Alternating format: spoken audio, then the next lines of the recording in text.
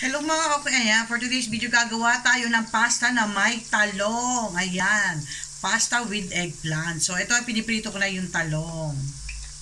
Guys, no, nagpapakulo na tayo ng pasta para dun sa ating talong. Ayan, so ito yung pasta guys. Ito naman guys yung pinaka sauce niya, no? Polpa di pomodoro. Ayan guys, dahil sa wala akong fresh basil leaves, maglalagay tayo ng dry. Ayan, so maglagay tayo ng dry na basil. Tapos, konting paminta.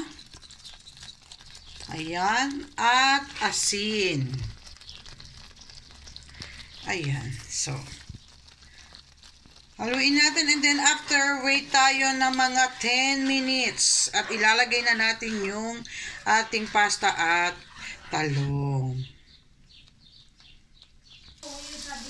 Ayan guys, so ito na, ilalagay na natin yung ating katalungan guys.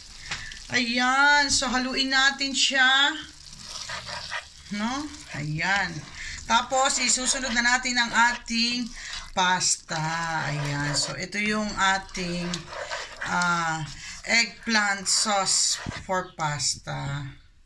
Ito na guys, ayan yung ating sauce. So ito na yung ating pasta, ilalagay na natin siya. Ayan. Ngayon guys, maglalagay naman tayo ng pecorino cheese. Ayan. So maglalagay tayo ng pecorino cheese guys.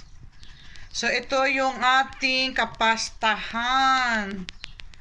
Ayan. So tinadtad na natin ng maraming keso. Ayan. So, ito guys, yung aking pasta with eggplant.